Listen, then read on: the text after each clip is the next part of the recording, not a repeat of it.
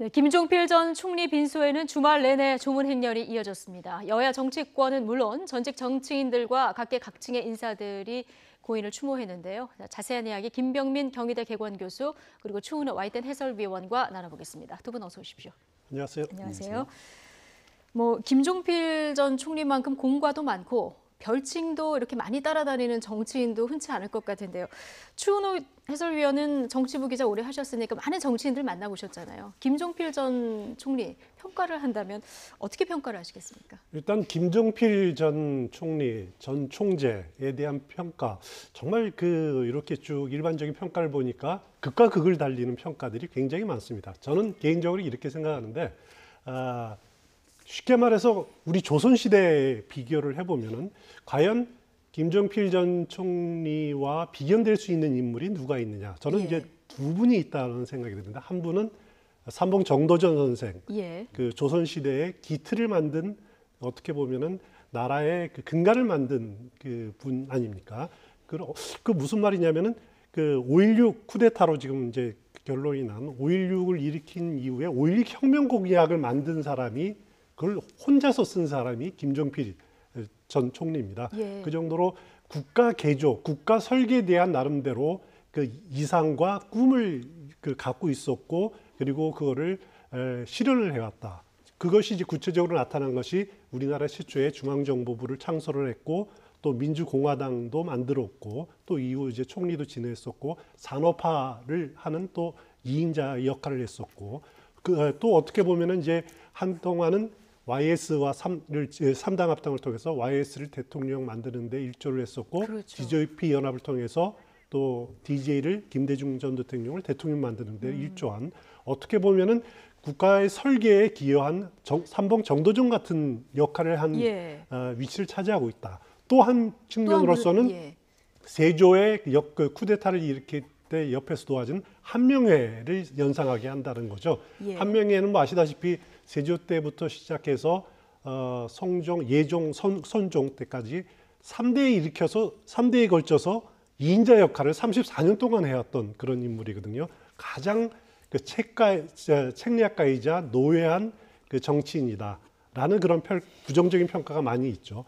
그 두 사람의 그 모습을 다 갖춘 인물이 김종필 전 총리가 아닌가, 저는 개인적으로 그렇게 생각을 합니다. 조선시대 정치인 가운데 정도전, 한명회 이 두 사람의 비유를 해주셨는데, 어쨌든 산업화에 기여했지만 민주화는 후퇴시켰다, 이런 엇갈리는 평가들이 나오는 인물 아니겠습니까?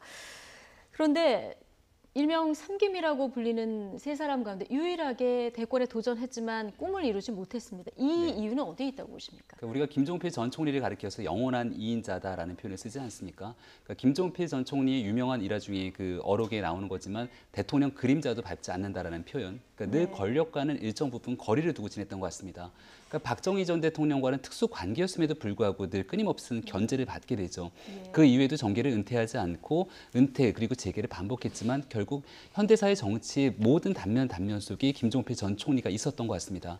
그 과정에 이 김종필 전 총리하면 사실 가장 우리가 생각하고 있는 것이 바로 이 DJP 연합을 통해서 이 민주적 수평적 권력 교체가 이루어지도록 하는 그 나름대로의 역할을 했다는 건데, 당시 김종필 전 총리의 이야기를 보면 그들에게 한이 남지 않도록 해야 된다라고 이야기했던 측면들도 나옵니다. 그러니까 말 그대로 현재 권력이 있는 사람들과의 특정한 일정 부분의 권력 간의 거리를 늘 유지해 왔고요. 그러면서도 현재 있는 상황 속에서의 누군가에게 힘을 실어줄 수 있는 역할, 그러니까 본인이 해야 되는 역할이 어디까지인지를 알고 있었기 때문에 절대 권력에 대해서 충분히 추구할 수 있었지만 그 추구하지 않는 것을 본인의 정치적 목표로 삼고 평생을 지내지 않았는가, 그런 생각이 듭니다.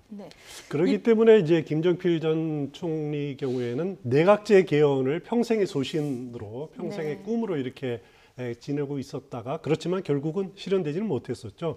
그래서 민자당으로 만들어졌을 때 3당 합당 시절에도 사실 내각제 합의각서라는 것이 있었습니다. 그 당시에 노태우 대통령과 김영삼 전 대통령, 그리고 JP 사이에 내각제 합의각서 있었지만은 결국 YS가 이것을 파기하면서 내각제 꿈이 한 차례 무산된 적이 있었죠.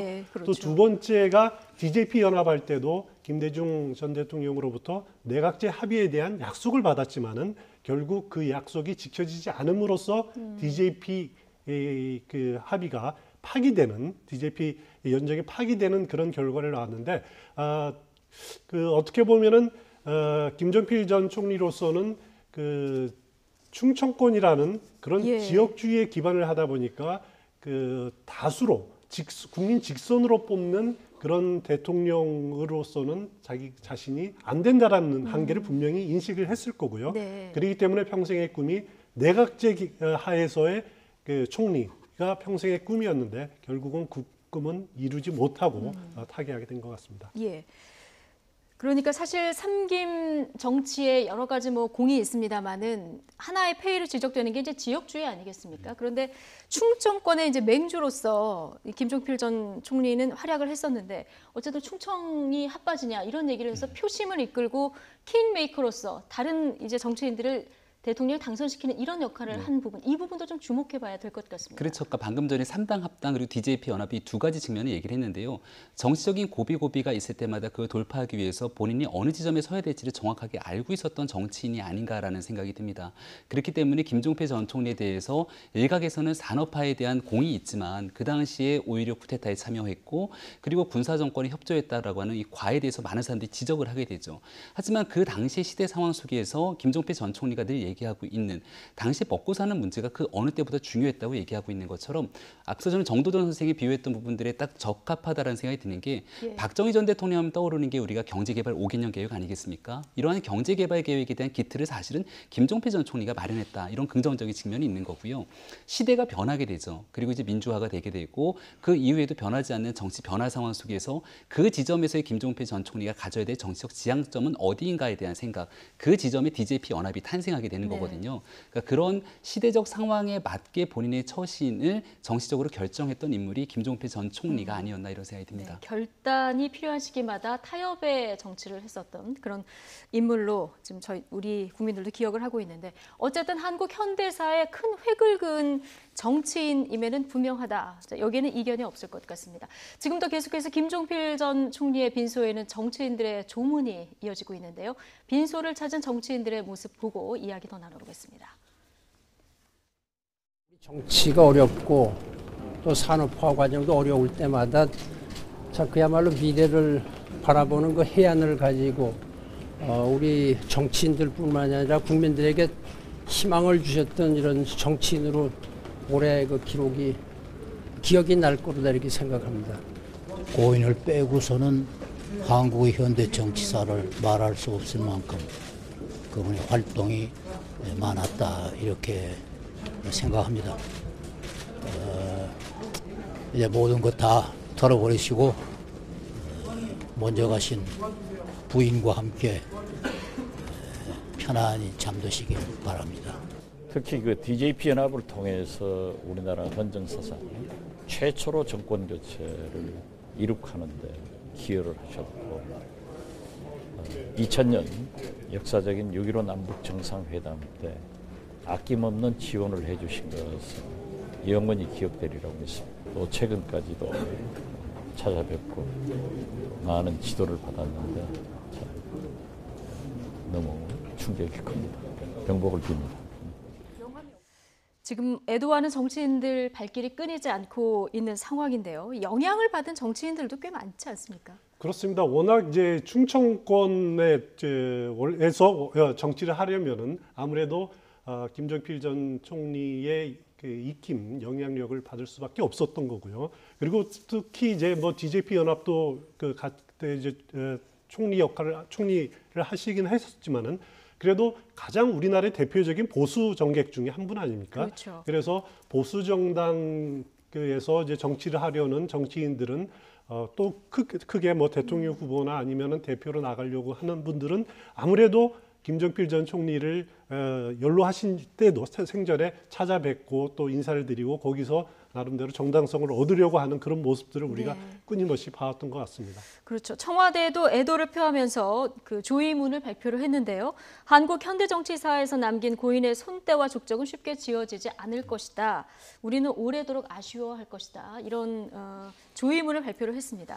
자, 문재인 대통령이 직접 조문을 갈까 이 부분도 관심이었는데 직접 조문은 가지 않는 것으로 결정이 된 것 같습니다. 네, 문재인 대통령이 직접 조문을 가지는 않지만 이 국민훈장이 무궁화장을 수여 수여하는 것으로 이제 좀 어느 정도 결론이 난 것으로 보입니다. 네. 일각에서는 과거 이제 김영삼 전 대통령이 서거 있을 당시 박근혜 전 대통령도 아버지인 부친 박정희 전 대통령과 김영삼 전 대통령 간에 여러 가지 관계가 있지 않습니까? 예. 하지만 박근혜 전 대통령이 그 당시에 이 조문을 다녀왔던 부분들 때문에 문재인 대통령도 조문에 자연스럽게 참여하지 않겠는가라는 얘기가 나왔는데요.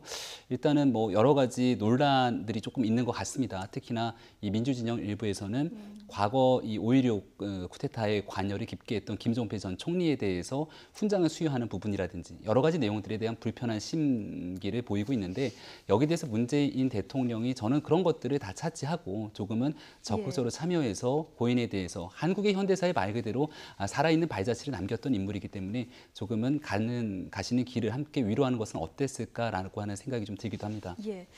지금 여러 그 조문객들이 다녀가고 있는데 눈에 띄는 조문객이 이제 주말 휴일 사이에 박지만 전 회장이 눈에 띕니다. 그렇습니다. 박정희 전 대통령과 김종필 전 총리의 인연도 굉장히 깊잖아요. 굉장히 깊죠. 예. 그 어떻게 보면은 가족으로 친인척이라고 할 수가 있죠. 어떻게 보면은 박정희 전 대통령의 형의 딸의 남편이죠. 그렇죠. 그러니까 예. 어떻게 보면 이제 박근혜 전 대통령으로 보면은 사촌 형부가 되는 거예요. 그렇습니다. 김종필 전 총리가. 박정희 전 예. 대통령으로 보면은 이제 조카 사이가 조카 되는 사이가 거고, 되는 거고요. 이제 김종필 전 총리로 보면은 처삼촌이 되는 예. 거죠. 그리고 박근혜 전 대통령이나 박지만 씨 입장에서 보면은 어떻게 보면 네. 박근혜 전 대통령의 사촌 형부가 되는 그런 셈이죠. 예. 원래 이제 박정희 전 대통령과 김종필 전 총리 관계는 박정희 전 대통령이 그 군 숙청으로 인해서 이렇게 옷을 벗고 국방부 내에서 이렇게 그 군무원으로 일할 때 그때부터 네. 관계를 맺었다고 합니다. 그래서 나름대로 박정희 전 대통령은 어떻게 보면 이제 나름대로 나라를 바꿔야겠다라고 하는 그런 이제 불만이 많이 있을 때 육사 8기의 선두주자였던 김종필 전 총리와 이렇게 개인적인 그 친분을 쌓아왔었고 그래서 이제 결혼도 박정희 전 대통령이 한번 만나봐라. 우리 조카가 있는데 한번 만나봐라. 이렇게 권유해서 예. 서로 두 분이 결혼까지 이어져 있다는 그런 그 인연이 있는데 두 분이 어떻게 보면은 한국 근현대사에서 굉장히 중요한 역할을 많이 하지 않았습니까? 그래서 박정희 전 대통령도 김종필 전 총리에게 이렇게 호칭을 할 때 임자라는 표현을 했다 그럽니다. 예. 뭐 어떻게 보면은 동지적 관계였었고 또 그 부하 직원이기도 하지만 또 친인척이고 그래서 임자라는 표현을 썼다 그러고 어떻게 보면 또 이제 유신 정권 시절에 유신 때 와서는 나름대로 견제를 하고 또 거리를 두는 그래서 이제 여러 차례 김종필 전 총리가 그 외유를 떠나는 그런 어려움도 겪기도 했었죠. 친인척 관계이긴 한데 박근혜 전 대통령과 김종필 전 총리하고 사이가 그렇게 말년에 좋지는 않았었던 것 같습니다. 이명박 전 대통령 지지를 하기도 했었고요. 네. 그리고 박근혜 전 대통령 탄핵 정국에서도 죽어도 하야 안 할 것이다 이렇게 뭐 쓴소리를 하기도 하지 않았습니까? 지금의 자유한국당의 친이 친박 갈등이 생기게 했던 게 2007년도 경선 당시인데요. 네. 그만큼 어느 편에 서는지가 상당히 중요했고 정치적으로 누구에게는 치명상이 될 수 있었죠. 그 당시에 한나라당 경선에서 이명박 당시 후보를 지지했기 때문에 굉장히 좀 돌이킬 수 없는 상황이 그때 도래된 것이 아니냐 얘기가 나오고요. 지금 이 그래픽에서 보고 있는 것처럼 박근혜 전 대통령 탄핵을 하는 과정에서 애당초에는 하야에 관한 이야기가 나왔죠. 많은 국민들이 광화문 앞에 집회에 모이면서 박 전 대통령이 질서 있는 퇴진을 하지 않겠느냐라는 이야기들이 나왔지만 그 당시 한 언론과의 인터뷰를 통해서 박 전 대통령의 고집에 관해 얘기를 했죠. 예. 5천만 국민이 다 그만두라고 해도 그 고집 꺾지는 않을 것이다. 아마도 김종필 전 총리가 한국 현대사를 관통하는 정치인으로 봤을 때 90년대 후반에 갑작스럽게 정치에 나타나게 된 박근혜 전 대통령을 정치인으로 인정하지 않는 모습들을 보였던 것 같아요. 그러니까 이 정치를 하기에 갖고 있었던 본인의 실력이나 이런 부분들이 본인이 가장 가까이서 잘 알고 있기 때문에 부족했던 것은 아닌가 생각이 되고 한때 뭐 언론을 통해서 나왔던 얘기 중에 정확한 사실관계는 좀 필요합니다만은 박정희 전 대통령과 유경수 여사의 안 좋은 면만 닮았다 뭐 이런 식의 얘기까지 나왔던 정도로 이 말년에 이 두 사람 간의 관계가 복원되지 못한 상태로서 생을 마감하게 된 그런 상황입니다. 예, 수많은 조화들이 빈소를 채우고 있는데 이명박 전 대통령은 조화를 보냈습니다. 근데 박근혜 전 대통령은 지금 조화를 안 보냈거든요. 두 분이 뭐 지금 처지는 비슷한데 이렇게 다른 행보를 보이는 거는 왜 그런 걸까요? 일단 박근혜 전 대통령 측에 이렇게 이야기가 제대로 안 들어갔을 수도 있고요. 그랬을 그래서 수도 있고요. 이렇게 곧바로 즉각적으로 대응을 못했기 때문에 지금 때가 늦어서 이런 경우도 있는데, 그래도 이런 보도들이 나온 만큼이나 박근혜 전 대통령 측에서 그래도 어떻게 보면은 사촌 형부인데 예. 인척 관계로 봤어라도 네. 그래서 가시는 고인에 대해서 조의를 표하는 것이 어떤가라는 생각이 듭니다. 예, 김병민 교수님은 어떻게 보십니까? 네, 뭐 마찬가지 생각이고요. 근데 아마 박근혜 전 대통령과 이미 충분히 소통 가능할 겁니다. 뭐 유영하 변호사를 통해서든지 만나는 사람들이 제한돼 있습니다만은 이 박근혜 전 대통령이 대통령으로 재임하던 시절에도 본인과 관계가 좋지 않는 정치인들에 대해서 이 조화를 보내는 것에 굉장히 인색했다 이런 평가가 있지 않습니까? 네. 특히 김종필 전 총리를 바라보는 상황에서는 본인이 가장 어려웠던 시기가 그 탄핵 정국 과정이었는데, 그때 앞서 얘기했던 저와 같은 이야기를 했던 김종필 전 총리를 뜨겁게 끌어안을 수 있는 것인가에 대한 생각을 해보면 박근혜 전 대통령을 우리가 상식적으로 이해하는 관점에서 보건대 그렇게 쉽게 조화를 보내지는 않을 것으로 보이고요. 그러니까 정치인으로서의 박근혜 전 대통령의 활동은 이제는 거의 뭐 종결된 것이 아닌가 이렇게 생각이 됩니다. 예. 어쨌든 김종필 전 총리 앞서 계속 이제 공과에 대해서 저희가 얘기를 했습니다만은 민주평화당의 박지원 의원은 역사의 가정은 없지만 5.16 군사 쿠데타만 빼면 가장 멋진 정치인이다 이런 글을 남기기도 했습니다. 지난 주말에 빈소를 찾은 이낙연 국무총리, 이 자리에서 정부가 김 전 총리의 공적을 기려서 국민훈장 무궁화장을 추서해 드리기로 했다 이렇게 전했는데요. 정치권에서 어떤 목소리가 나오고 있는지 들어보시죠. 한국 현대사의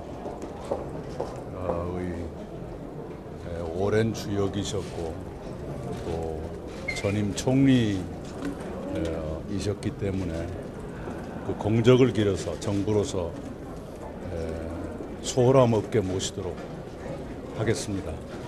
훈장 추서 해드리기로 내부적으로 정해졌고요.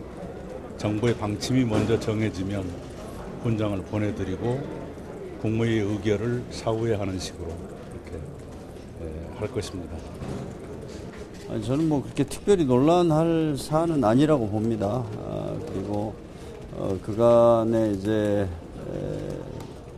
그 일생 동안 우리 한국 사회에 남기신 많은 그런 족적들 명함이 있다고 생각이 됩니다. 그러나 저는 뭐 충분히 국가에서 애우를 좀 해서 하는 것이 필요하다 이렇게 생각합니다. 저도 뭐 좀 어렵습니다. 판단이 어려운데 이런 당 차원에서 좀 논의를 해야 좀 자신 있는 말씀을 드릴 수 있을 것 같습니다. 5.16 군사 쿠데타의 주역이면서 동시에 평화적 정권 교체를 만들어낸 일원이기도 한 분입니다. 그만큼 다층적인 면들을 갖고 계신 분을 훈장감이냐 아니냐 이렇게 단정하는 것은 섣부른 짓이다, 섣부른 일이다 이렇게 생각을 합니다. 일단 정부의 훈장 추서 방침은 정해진 것으로 전해지고 있고요. 정치권 반응들 지금 들어봤는데 일단 정치권에서는 뭐 정의당 정도만 좀 신중한 반응이고요. 대체적으로 뭐 훈장 추서하는 데 대해서는 좀 긍정적인 반응이 나오고 있습니다. 그렇습니다. 일단 그 국민훈장 무궁화장을 지금 하기로 정부가 방침을 정했는데 무궁화장은 무궁화 대훈장하고는 다릅니다. 무궁화 대훈장은 국가 원수에게 주는 훈장이고요. 국가 원수를 지낸 분들이고, 그리고 무궁화장은 이제 일반 국민들 가운데서 정치, 경제, 사회, 문화적으로 이렇게 교육이나 이런데 나름대로 큰 기여한 분들 중에서 받을 수 있는 가장 높은 훈장입니다. 뭐 이 무궁화장을 받으신 분이 뭐 총리를 지낸 분 중에서 강영훈 전 총리라든가 아니면 남도구 전 총리 같이 이미 작고하신 분들도 생전에 받으셨거나 아니면은 사후에 추서를 받았거나 한 분들이 여러 분 계시고요. 최근에는 보면은 그 박한철 전 헌법재판소장도 퇴임 이후에 받으셨고 양승태 대법원장 뭐 이런 분들도 퇴임 이후에 다 받으셨습니다. 무궁화장을. 그리고 그 뭐 우리가 잘 아는 김수환 전 추기경이나 아니면 조영기 목사님이라든가 이런 분들도 다 받은 적이 있었고, 최근에는 그 세월호 특조위원장 지내셨던 그 이석태 변호사도 가장 최근에 받은 것으로 제가 알고 있는데 이 훈장은 분명하지만은 그 무궁화 대훈장하고는 다른 거다라는 예. 점은 꼭 지적을 해드리고 싶고요. 그리고 김정필 전 총리가 그동안 훈장을 못 받았느냐 그런 건 아닙니다. 공무원으로서 가장 높이 받을 수 있는 게 청조군정 훈장이거든요. 예, 그 그건 훈장도 이미 받으셨고, 받았고. 그거 예. 받으셨고 또 국가 보위 안보에 가장 큰 역할을 기여를 하신 분한테 받을 수 있는 가장 큰 훈장이 보국 훈장 통일장입니다. 그것도 받으셨고 또 이제 군인이었으니까 충무 무공 훈장도 받았고 벌써 3개의 훈장을 받은 적이 있습니다. 그렇군요. 그러니까 국민적인 추앙을 절대적으로 받는 분들뿐만 아니라 공과 가가 좀 엇갈리는 분들도 지금 말씀을 들어보니까 무궁화 훈장을 많이 받으셨던데 김평우 변호사도 받았더라고요. 네, 그러니까 무궁화장에 대해서 이런 거죠. 하나는 그동안 이 국민으로 받을 수 있는 최고의 훈장이기 때문에 국민으로서 훌륭한 업적을 기린 사람, 말씀하셨던 것처럼 법률적으로 뭔가의 성과를 냈으면 거기에 맞춰서 이제 훈장을 줄 수도 있는 거고요. 하나 양승태 대법원장을 비롯해서 이 3부 요인에 관해서 기계적인 훈장 수여에 대한 측면이 있습니다. 예. 그래서 일각에서 나오고 있는 것은 여기에 대한 훈장 수여에 대한 방침을 결정함에도 기계적인 부분들을 좀 배제하고 여기에 대한 역사적 평가들을 조금 더 담아내야 되는 것이 아니냐라는 얘기를 하지만 저는 그렇게 역사적 평가를 담아내더라도 김종필 전 총리에게 무궁화장에 대한 훈장 수여하는 것이 그렇게 나쁘게 평가될 수는 없다라는 생각이 들고요. 여기에 대해서 최근 들어 이제 대한민국에서 박근혜 전 대통령 탄핵 이후로 국민이 굉장히 갈등과 분열에 직면해 있던 하나의 시대가 있었습니다. 그래도 김종필 전 총리가 서거하고 난 뒤에 현 정부가 보여줬던 여러 가지 태도나 조금 전에 민주당에서 얘기했던 홍영표 원내대표가 했던 여러 가지 언급들은 결국은 정파적 색깔이 다르더라도 고인이 살아왔던 현대사의 정치적인 업적들이 길어서 함께 큰 틀에서 통합하고자 하는 의지를 보여줬던 저는 멋진 장면이라고 생각하거든요. 그러니까 그런 좋은 뜻에 오히려 이와 같이 문제를 제기하는 것이 오히려 고인이 얘기했던 것처럼 더 큰 지향점과 목표점을 바라봤을 때 무엇이 온당한 행위인가 이것들은 우리 정치권이 고민해 보면 답은 그렇게 어렵지 않게 나올 수 있지 않을까 생각합니다. 그럼에도 불구하고 지금 추석 반대 목소리가 일각에서 나오고 있는데 특히 민중당 같은 경우에는 민주주의를 질식시킨 사람에 대해서 훈장을 주는 것은 적절치 않다. 이런 논평도 나오기도 했고요. 황교익 맏칼럼니스트죠. 이분의 지금 글이 굉장히 지금 논쟁을 촉발시키는 부분이 있는데 이러다가는 전두환도 훈장 줘야 하는 거 아니냐 이런 비판을 냈거든요. 이 부분은 어떻게 보십니까? 제 개인적인 생각은 황교익 씨 경우에는 이제 가장 대표적인 친문 인사로 활동하고 있지 않습니까? 예. 그렇기 때문에 지난 대선 과정에서 김정필 전 총리가 문재인 당시 후보에 대해서 이렇게 거칠게 비판한 그런 면에 대한 어떻게 보면 반감이 기본적으로 자리 잡고 있는 것 아니냐라는 생각이 들고요. 예. 그 표현이다라는 생각이 듭니다. 하지만은 좀 큰 마음으로 한번 그 훈장 부분에 대해서는 포용하는 마음이 좀 필요하지 않을까라는 생각도 듭니다. 예, 어쨌든 간에 네. 지금 정부에서는 추사하겠다 이런 입장을 지금 정해졌으니까요. 네, 논란은 이제 여기서 접도록 하고요. 김종필 전 총리, 한국 현대 정치사의 중심에 서 있던 큰 정치인이라는 데는 이견이 없을 텐데요. 숱한 고비 속에서도 여유와 냉정을 잃지 않았던 그의 생전에 많은 어록들을 남기기도 했습니다. 촌철살인 김종필 전 총리의 어록들 장민정 앵커가 정리해봤습니다. 구선 국회의원, 정당 총재 4번, 2차례에 걸친 국무총리. 비록 대통령이 되지는 못했지만 전무후무한 경력이죠. 그래서 우리는 김종필 전 총리를 정치 구단이라고 부릅니다. 이런 연륜과 내공을 담은 고인의 한마디는 당대 유행어가 됐기도 했고요. 정계를 움직이기도 했는데요. 그의 어록들 소개해드립니다. 지금은 일상생활에서도 많이 쓰는 자의반, 타의반과 목리는 모두 고인이 써서 유명해진 말입니다. 1963년 공화당 창당 과정에서 반대파의 공격을 받고 어쩔 수 없이 외유를 떠나면서 자의반, 타의반이라는 말을 남겼고요. 1998년 당시 김대중 대통령에게 내각제 개헌을 요구하면서 참을 때까지 참는 게 지성이지만 그래도 안 되면 목리를 부리겠다고 말했습니다. 당시만 해도 생경한 단어라 현장 기자들이 해석을 부탁하는 웃지 못할 일도 있었습니다.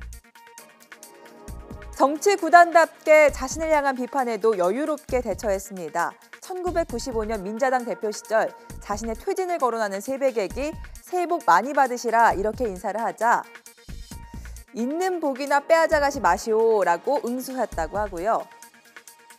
또 다음 그래픽 보시죠. 2001년 이인재 당시 민주당 최고위원이 자신을 서산에 지는 해에 비유하자 나이 70이 넘는 사람이 저물어가는 사람이지 떠오르는 사람이냐며 다만 지면서 서쪽 하늘에 벌겋게 물들었으면 한다고 넘겼습니다. 또 우리가 핫바지유라는 말로 충청권 표심을 자극해 1995년 지방선거에서 돌풍을 일으키기도 했죠. 은퇴 이후에 후배들 정치인들에겐 경험에서 우러난 충고를 하기도 했습니다. 끝으로 들어보시죠. 정치는 허업, 바로 허업이라는 감을 다시 한번 떠올려 봅니다. 정치의 열매를 국민 여러분들께 충분히 돌려드리지 못한 점 아쉽기만 합니다. 네, 정치는 허업이다. 지금 생전에 남긴 육성, 저희 인터뷰 모습을 잠시 보셨는데요. 워낙 독서량도 많다고 전해지고 있고요. 그렇기 때문에 또 달변가이기도 했잖아요. 여러 가지 어록들 가운데 어떤 것들이 가장 기억에 남으십니까? 저는 방금 전에 얘기했던 정치는 허업이다라고 이제 마지막에 했던 말 중에 그런 얘기를 합니다. 왜 허업이냐면 여기 정치를 활동하는 과정 속에서 모든 열매는 다 국민들에게 돌려줘야 되는 거지 본인에게 남는 것이 없다는 거죠. 그러면서 그 정치에 관한 열매를 본인이 따먹으려고 한다면 갈 수 있는 곳은 교도소밖에 없다 이런 얘기를 하게 되는데 현대를 살아가고 있는 정치인들이 그런 얘기들을 좀 많이 알아들었으면 좋겠고요.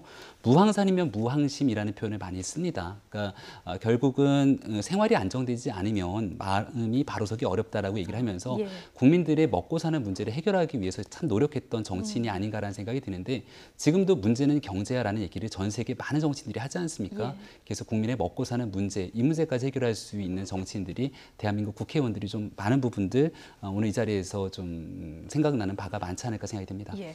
여러 가지 중에서 저는 목리를 부리다. 이거 요즘에는 그렇습니다. 많이 씁니다만은 이 김종필 전 총재가 먼저 쓴 말이었군요. 이게 사전에 있는 말인데 몰랐었던 말인 거잖아요. 그렇죠. 굉장히 그런 표현들이 많습니다. 아까 그 자의반 타의반이란 말, 또 목리라는 표현도 그렇고 또 80년대에 보면 출래 불사춘이라는 표현도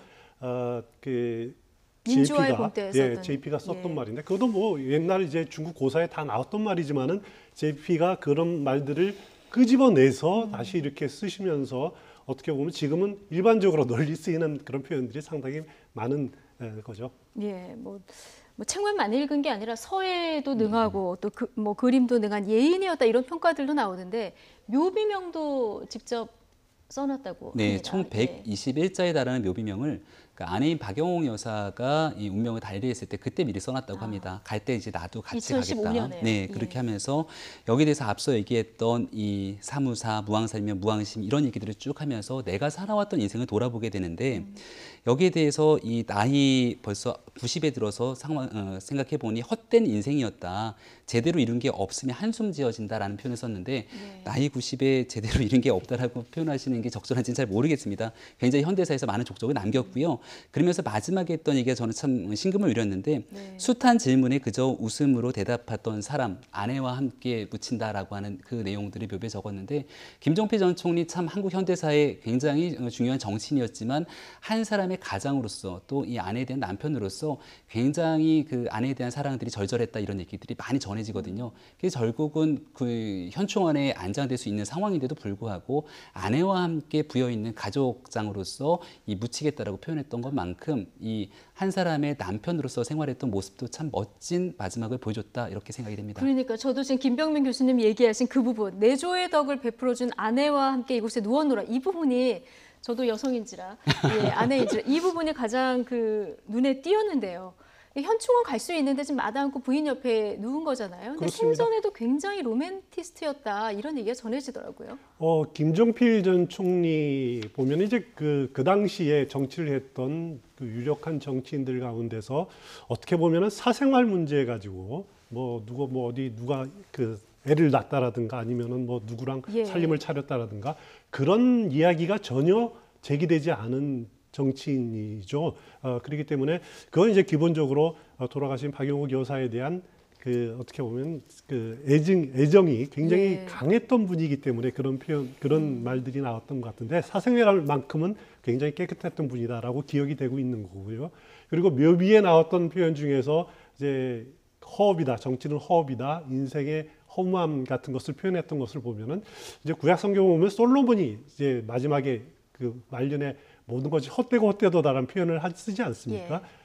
김정필 전 총리는 그 기독교를 개인적으로 이렇게 믿고 있는 걸로 알고 있는데 그런 성경 구절에 영향을 받은 표현들이 되었던 것 같고요. 또 소위부답이라는 표현도 있습니다. 소위부답은 얼마 김정필 전 총리가 마지막에 남긴 직원록의 제목이 소위부답이죠. 예. 중앙일보가 낸 그 연재했던 그런 인터뷰 기사가 지금 자서전이 돼버렸습니다. 그렇습니다. 그게 예. 소위부답이라는 그 말이 붙었는데 제목이 붙었는데 해석 좀 해주시죠. 어떻게 보면 이제 소위부답이라는 것은 누가 곤란한 질문을 던졌을 때 그냥 웃지어라는 거죠. 그냥 웃지어. 예. 그것이 어떻게 보면은 김정필 전 총리의 삶이 이렇게 어떻게 보면 달관한 듯한 예. 그 삶에 대해서 달관한 듯한 그런 그 인생관이 담겨 있는 것이 아닌가 그런 생각이 됩니다. 그러니까 말년에 달관한 그 인생들을 엿볼 수 있는 여러 가지 지금 그 말들을 저희가 이제 살펴봤는데 어쨌든 정계를 은퇴한 후에도 보수 정치권에 굉장히 영향을 많이 미쳤었던 이런 정치인이었고요. 보수 진영 정치인들 어려울 때마다 항상 찾아가서 고언을 듣는 이런 정치인 아니었겠습니까? 지금 한국당 굉장히 어려운 상황인데요. 이 상황을 보고 만약에 김종필 전 총리가 옆에서 조언을 한다면 어떤 조언을 할까요? 하고 싶은 말이 너무너무 많지 않을까 생각이 너무나 드는데 많을 것이다. 저는 오늘 조간신문에 했던 사진 한 장을 좀 보여주면 어떨까 생각이 됩니다. 과거 김종필 전 총리랑 김영삼 전 대통령이 같이 골프를 치면서 화기애애하게 웃던 그 조간신문 사진 한 장이 굉장히 저는 인상이 깊었는데요. 정치적인 상황에 달리하더라도 언제 어디서든 만나갖고 같이 이야기하면서 현안을 풀어갈 수 있는 정치인의 모습, 그런 모습이 지금 사실은 여야 간의 관계에 있어야 되는 거고 당 내부에서는 계파를 뛰어넘는 그런 모습을 보여야 되는데 그런 장면 하나를 보여주지 못하고 있는 것에 대한 일침을 가하지 않을까. 두 번째는 정진석 의원이 이 김종필 전 총리를 추모하면서 한 언론에 오늘 칼럼에 게재한 내용들을 보니까 김종필 전 총리가 생전에 상대 진영의 정치인들을 향해서나 누구에게든지 가장 심한 말을 했던 게 바로 이 정도라고 합니다. 그 친구 참 심하구먼. 그러니까 대한민국 정치인이 보여줘야 되는 정치의 품격이 무엇인지를 보여줬던 인물이기 때문에 과거의 이와 같은 모습의 절반만이라도 현재 보수 정치인들이 보여줬다라면 국민들이 마음을 충분히 되돌릴 수 있는 의지가 있지 않을까 이런 생각이 듭니다. 네, 생전에 이런 조언을 좀 해주셨으면 좋았을 걸 이런 아쉬움이 드네요. 자유한국당 그런데 여전한 친박 비박 계파 싸움 때문에 영 앞으로 나가기는 좀 버거워 보이는 이런 상황입니다. 이런 가운데 한국당의 전현직 당협위원장 일부가 자유한국당 재건 비상운동을 결성했는데요. 자, 이 모임의 구본철 대변인 어제 여의도 한국당 당사 앞에서 삭발을 감행하면서 기자회견을 했습니다. 무슨 얘기를 했는지 먼저 들어보시죠. 여러분은 저와 한솥밥을 먹었던 우리의 동료였고 선배들이었습니다. 정치에 무거운 짐을 내려놓고 후배들이 새로운 정치의 장을 열 수 있도록 우리 스스로를 값진 자유의 희생물로 바칩시다. 저 또한 여러분과 함께 2020년 총선 불출마를 약속합니다. 향후 당의 지도부가 되겠다고 나서는 3선 이상의 동료와 선배들은 우리의 희생에 동참하는 뜻으로 최소한 불출마 선언을 한 후 당원들의 선택을 기다리는 것이 도리입니다. 네, 우리는 2020년 총선 불출마 선언한다. 최소한 3선 이상은 불출마 선언하고 좀 기다려라. 이런 얘기를 하고 있거든요. 일단 그 자유한국당 재건 비상행동이라는 단체가 어떤 단체냐? 일단 네. 애매합니다. 뭐 친박이냐 비박도 아니고 일단 전현직 당협위원장 위주로 그 몇십 명이 꾸려져 있는 단체고요.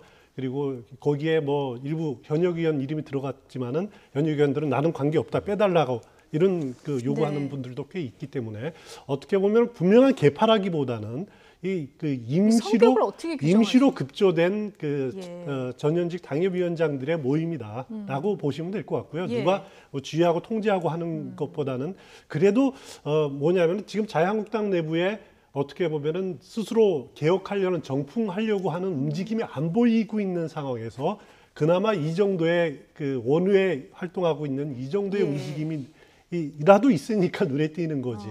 원래는 그 당 내부에서 의원들 중심으로 해서 정풍운동이든 아니면 이런 목소리가 나와야 목소리가 하는데. 당연히 나와야죠. 거세게 나와야죠. 근데 그런 목소리가 없으니까 아마 원내에서 하는 목소리들이 크게 부각되어 있는 것 같습니다. 그렇지만 이 모임 경우에는 한계가 뭐냐면은 스스로에 대한 반성, 내가 무엇을 잘못해야 되는지, 보수 정당이 어떤 잘못을 했고 과거에 어떤 그런 반성 속에서 정체성을 어떻게 풀어 나가야 된다라고 하는 그런 노선 추구에 대한 이런 문제에 대한 그 문제 제기가 없고 단순하게 누구누구는 나오지 마라라고 하는 식의 살생부 비슷한 것들을 만들면서 이렇게 관심을 끄는데 치중했다라는 것이 이 모임의 한계가 아닌가 저는 개인적으로 그렇게 생각이 됩니다. 그 원내에서 제대로 된 목소리가 나오지 않다 보니까 원외에 이런 목소리들이 지금 부각되는 이런 상황이라는 말씀을 해주셨는데 지금 16명 퇴출 대상이다 이렇게 얘기를 하지 않았습니까? 당사자들은 뭐 반대하는 목소리도 나오고 있는데 이 부분은 어떻게 보십니까? 전 여기 김용태 의원 같은 사람이 왜 들어갔는지 잘 이해가 되지 않습니다. 그러니까 보수 분열에 책임이 있다라고 하면은 아마도 당시 바른정당으로 갔다가 돌아온 복당파들 전체를 다 얘기할 텐데 그중에 일부 의원들만 좀 나와 있는 것 같고요. 친박계 의원 같은 경우에는 최경환 의원은 어차피 지금 구치소에 수감이 돼 있는 상황이고 홍문정 의원 같은 경우도 문제가 되는 상황에서 얼마 전에 체포동의안이 부결된 상황이고 김재원 의원 같은 경우는 최근에 굉장히 큰 논란의 중심에 서 있는 사람 아니겠습니까? 이런 인물들을 제외하고 난다라면은 친박계 현역 의원들이 크게 많이 들어가 있지 않는 모습을 보이고 있죠. 조금 전에 3선 이상의 의원들 전부 다 물러나라라고 얘기를 했는데 3선 이상의 의원들을 자유한국당에서 배제하고 나면 초재선 의원들의 많은 숫자는 사실상 친박계 의원들이 차지하고 있는 게 현재 한국당의 현실입니다. 그렇다면 이렇게 얘기했을 때 우리 개파가 아닌 상대 개파 정적부터 제고하고 난 뒤에 당의 당권을 누가 잡는 것인가로 국민들 눈에는 비칠 수밖에 없는 거거든요. 지금 한국당 입장에서는 당을 쇄신해야 될 절체절명의 기회에 와 있는데요. 제일 첫 번째로 누구를 배제하겠다 그러면 답이 안 나옵니다.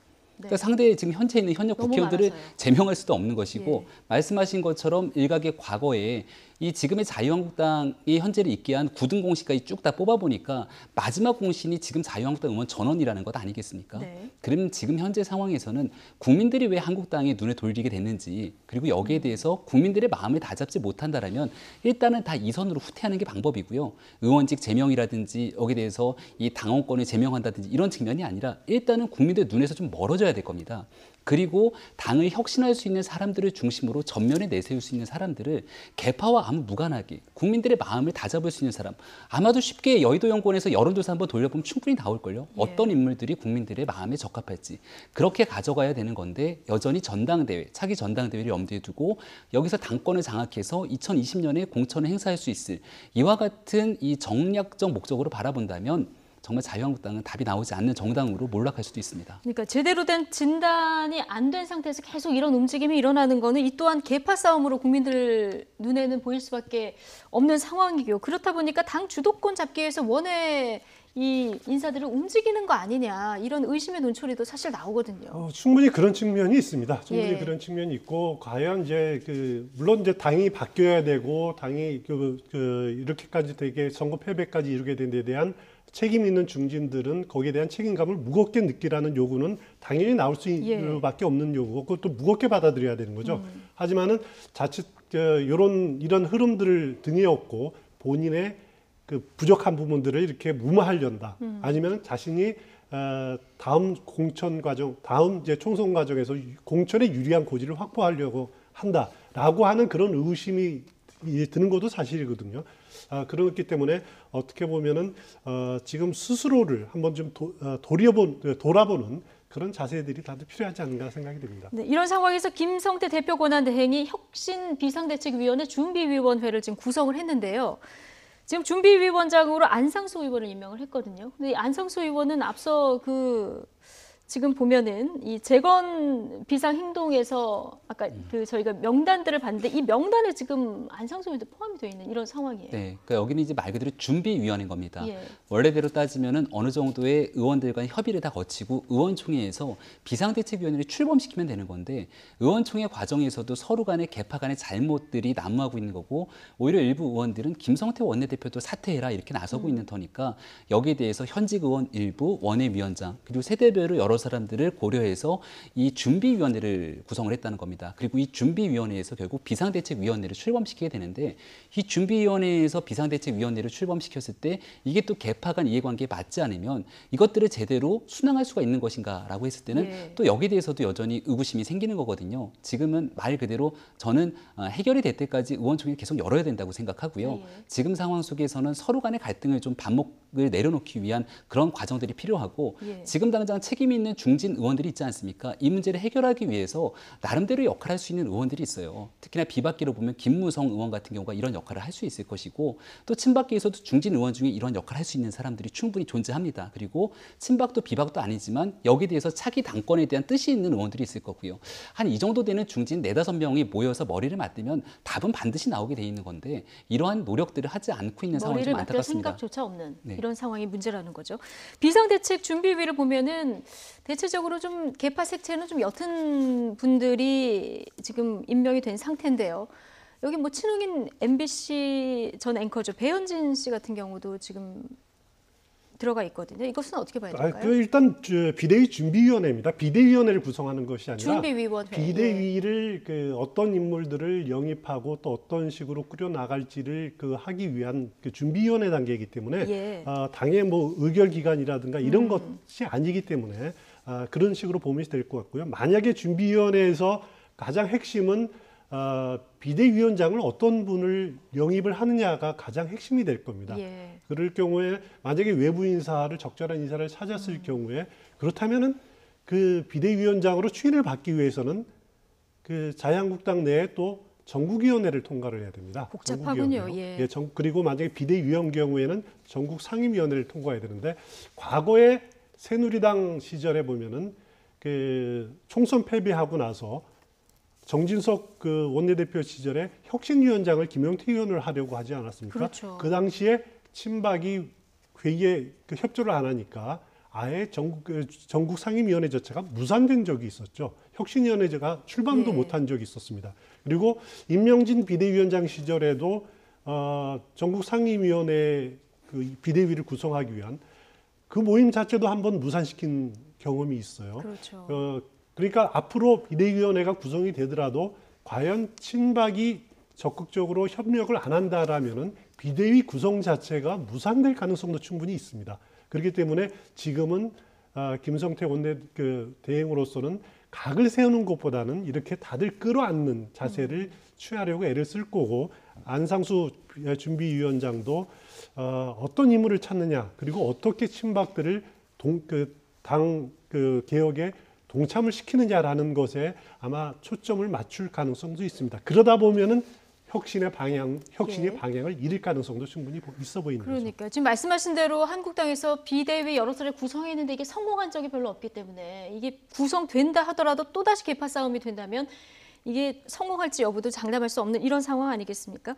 홍준표 전 대표 마지막 막말이다 이렇게 게재를 하고 이제 잠시 지금 정치권에서 잠깐 이제 말씀을 자중하고 계신데요. 그런데 지금 김종필 전 총리의 빈소의 모습을 드러내서 조문후 친박들에게 한마디를 남기지 않았습니까? 내가 나가면 당 지지율이 오른다고 친박들이 말했다. 당 지지율 오르는가?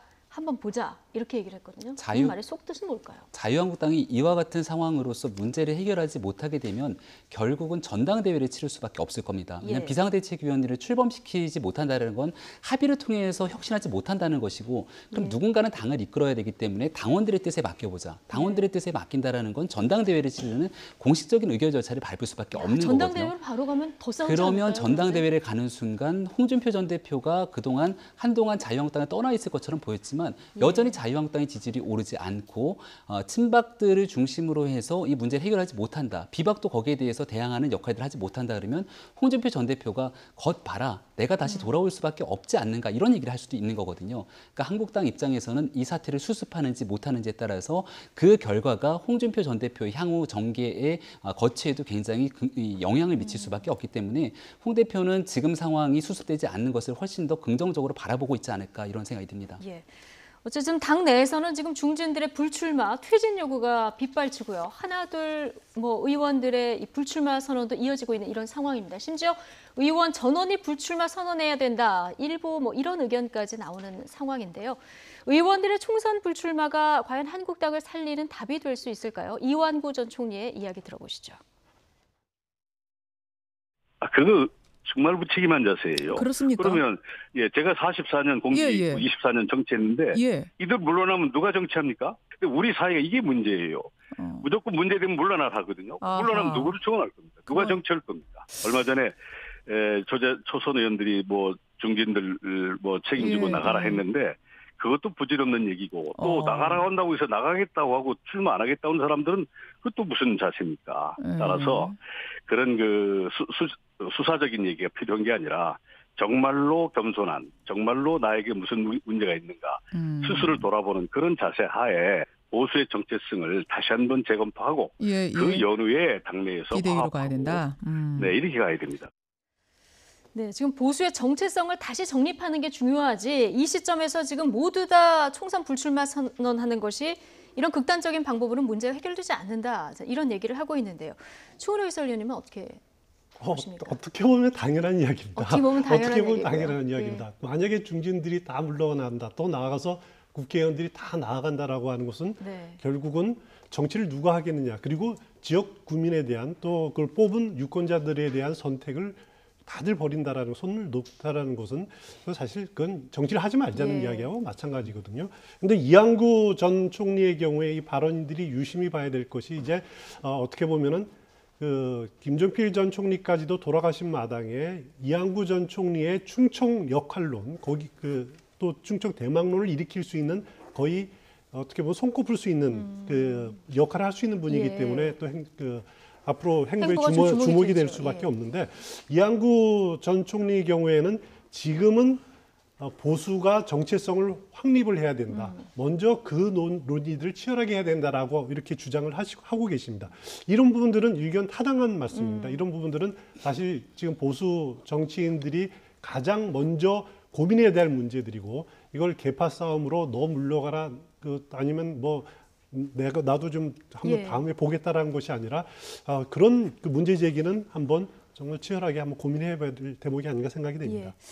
앞으로 한국당이 어떻게 이 난국을 수습해 나갈지 또 포스트 홍준표 역할은 누가 할지 구심점이 누가 될지 이것을 좀 지켜보도록 하겠습니다. 바른미래당 얘기를 해보죠. 오늘 오후 2시에 이제 원내대표를 선출을 하는데요. 지금 김관영 의원하고 이현주 의원 2파전입니다. 둘 다 지금 국민의당 출신 아니겠습니까? 네, 숫자상으로 보면은 바른정당과 국민의당이 통합했지만 여전히 국민의당이 많은 숫자를 점하고 있기 때문에 원내대표에서는 국민의당 출신 의원이 하는 것이 자연스러울 것이고 정책위 의장이 바른정당 출신이 가는 그와 같은 상황들이 과거에 왔었는데요. 혁신 비대위원장으로서 김동철 원내대표가 혁신 비대위원장을 맡았기 때문에 원내대표에 대한 보궐 선거가 진행된다 이렇게 보면 됩니다. 하지만 김관영 의원이나 이현주 의원 둘 중에 누가 되더라도 지금 바른미래당의 상황이 한국당의 상황보다 훨씬 더 심각한 사태에 놓여 있다 이렇게 볼 수가 있는 거거든요. 특히나 유승민 전 대표, 안철수 전 대표가 보여줬던 지난 선거 속에서의 갈등이라는 거는 이루 말할 수가 없었고 지금 상황에서도 이것을 결국은 이 개혁적 보수, 합리적 진보에 대한 틀을 아예 넘어서는 이야기를 하면서 1차적으로 봉합을 하긴 했습니다. 하지만 원내대표 선거에서 누가 원내대표가 되느냐에 따라서 앞으로 국회에서는 해야 될 일이 굉장히 많거든요. 가장 대표적인 케이스로 지난번에 있었던 4.27 판문점 선언에서 국회 결의안을 통과시킨다고 하면 여기에 대한 입장과 노선을 어떻게 정할 것이냐. 그리고 앞으로 있게 되는 문재인 정부의 개혁 과제에서 이 법안에 대한 입장을 이 정당이 어떻게 선택하는지에 따라서 보수냐 진보 논쟁이 필요가 없는 것이 아니라 결과로 보여지게 되는 거거든요. 따라서 둘 중에 어떤 인물이 오늘 원내대표에 당선이 되는가 그리고 앞으로 바른미래당을 이끌어가게 될 국회의 역할 굉장히 험난한 과제들이 남아있다고 보여집니다. 바른미래당에 하나 또 남아있는 숙제가 있는데요. 장정숙, 이상돈, 박주현 이 비례대표 3인방이요. 몸은 민주평화당에 계속 가 있는데 지금 출당 조치를 안 해주고 있는 거 아니겠습니까? 어떻게 하는 게 맞는 걸까요? 이 문제는 단순하게 이제 비례대표 3인들의 거취 문제에 국한되는 문제가 아니라 저는 근본적으로 이 문제를 이렇게 봅니다. 우리 헌법에 보장하고 있는 것이 헌법 8조에 보면은 정당 설립의 자유가 명시돼 있습니다. 정당 설립의 자유라고 돼 있지만은 그것은 정당 활동의 자유까지도 포함을 시키고 있거든요. 그건 뭐냐면은 정당 정치를 우리 헌법이 보장한다. 정당의 자유다라는 거죠. 정당의 권한이라는 거. 우리 정치의 근간은 정당 정치라는 겁니다. 비례대표라는 것은 결국 정당을 보고 투표한 거거든요. 정당 투표거든요. 네. 그렇기 때문에 일부 정치인들이 이렇게 비례대표 의원들이 당을 옮기는 분들이 이렇게 당적을 갖고 있는 것이 올바른 것이냐라고 하는 정당 위제 정치가 되기 때문에 그들의 행동이 잘못됐다라고 하는 시각이 하나 있을 수가 있고요. 또 하나의 시각은 정치인들, 모든 사람들은 정당 선택의 자유가 있는데 정치인들도 정당을 선택할 자유가 있는데 왜 이렇게 얽어매는 것이, 그런 제도 때문에 얽어매는 것이 어떻게 보면 옳으냐, 선택의 자유를 제약하는 것이 아니냐라고 하는 그런 정치인의 선택의 자유를 또 주장할 수도 있을 겁니다.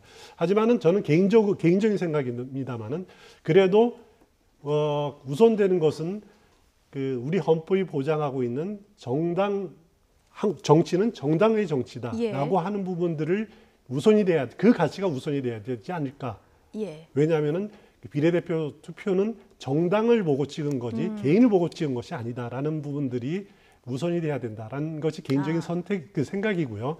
그래서 물론 이제 이 문제는 이 비례대표 3인이 스스로 이렇게 당적을 옮기고 포기하지 않는 이 상태가, 질이 멸렬한 상태가 아마 20대 총선, 20대 임기 끝까지 계속될 겁니다. 그러지만은 이 부분을 좀 명확하게 할 수 있는 입법이 필요하지 않은가라는 생각이 듭니다. 지금 뭐 한국당, 바른미래당 상황이 이렇다 보니까 국회에 뭐 원구성도 지금 못하고 있는 상황입니다. 그렇다 보니까 민주당에서는 지금 한국당 제외하고 원구성하자 이런 얘기까지 나온 상황인데 이건 뭐 어떻게 보십니까? 그러니까 한국당 입장에서도 계속 미루려고 하는 것은 아니기 때문에 저는 원구성은 뭐 조속한 시일 내에 이루어지지 않을까라고 생각이 됩니다. 크게 우려할 사항은 아닌 것 같고요.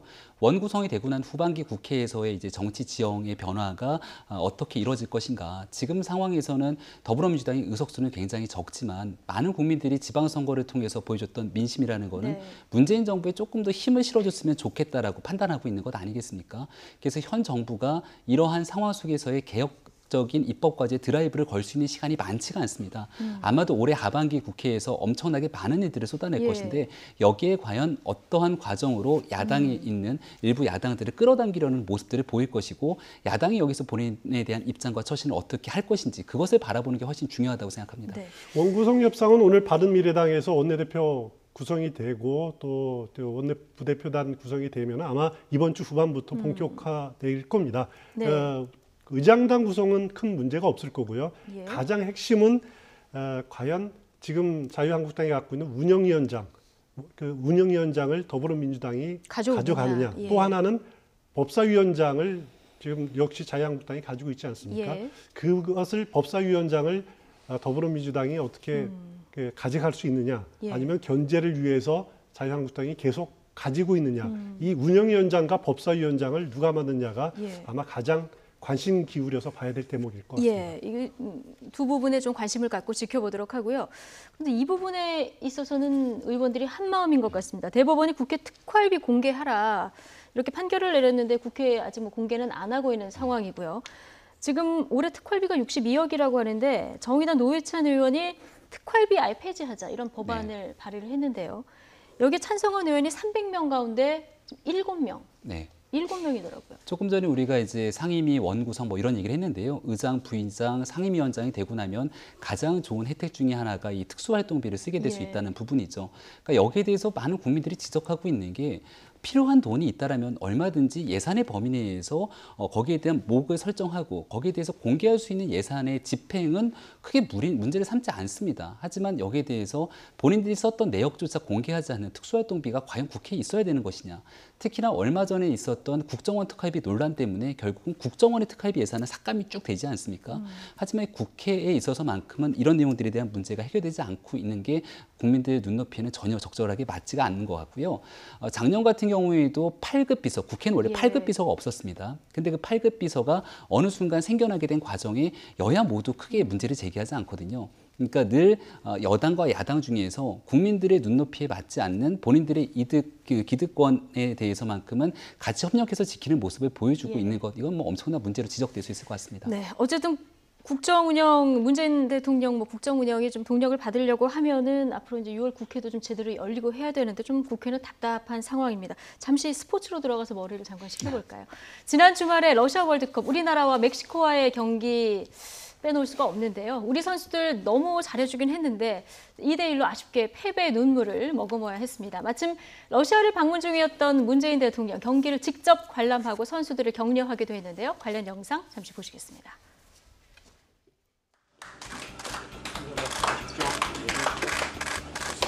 잘했어요. 잘했어요.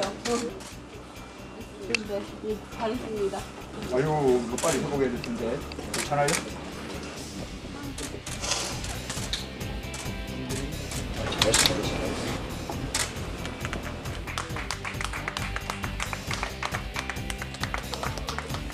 우리 마지막 순간까지 포기하지 않는 그런 모습 보여줬고요.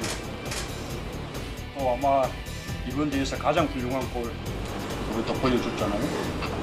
끝까지 최선 다해 주세요. 자, 화이팅! 화이팅! 네. 마지막에 손흥민 선수가 이제 멋진 골을 넣었는데 너무 우는 모습에 보는 시청자분들도 마음 많이 아프셨을 것 같습니다. 그런데 현직 대통령이 직접 이렇게 경기를 관람하고 또 직접 선수들을 응원한 건 처음이지 않습니까? 처음은 아닙니다. 이건 이제 원정 경기를 현직 대통령이 간 건 처음이고요. 원정 경기로서는 네, 2002년 그 한일 월드컵이 우리나라에서 열렸을 때 당시 김대중 전 대통령 제가 알기로는 3번인가 관람을 했었죠. 개막식 때도 이렇게 손 흔드는 원정 경기로 처음이고요. 원정 경기로 처음이고요.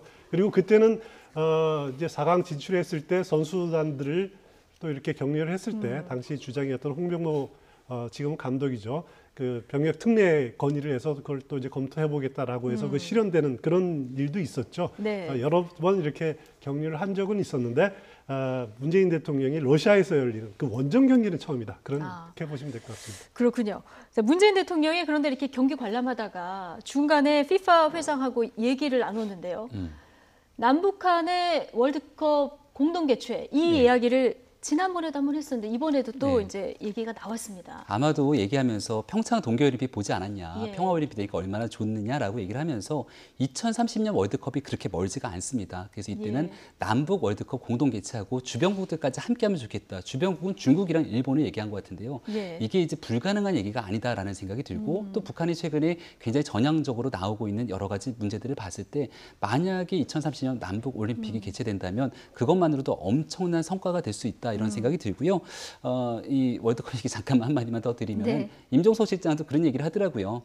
여기에 대해서 이제 너무나 전투적으로 하지 말고 즐길 수 있는 월드컵이 됐으면 좋겠다. 벌써부터 경우의 수 얘기가 나오고 있기 때문에 독일을 막 3대0 이상으로 이겨야 된다는 얘기가 있지만 진짜 말 그대로 즐기면서 굉장히 행복하게 축구하는 모습만 보여줘도 국민들은 거기에 뜨겁게 환호할 것 같습니다. 맞습니다. 선수들을 좀 즐기게 해줘야 되니까요. 어쨌든 지난 6월에 이 남북 월드컵 공동 개최 얘기 나올 때만 해도 이게 무슨 먼 얘기 같았는데 이게 가능성이 있을 수도 있는 얘기구나. 이렇게까지 좀 이해가 되는 시대가 이렇게 많이 변했다는 생각이 듭니다.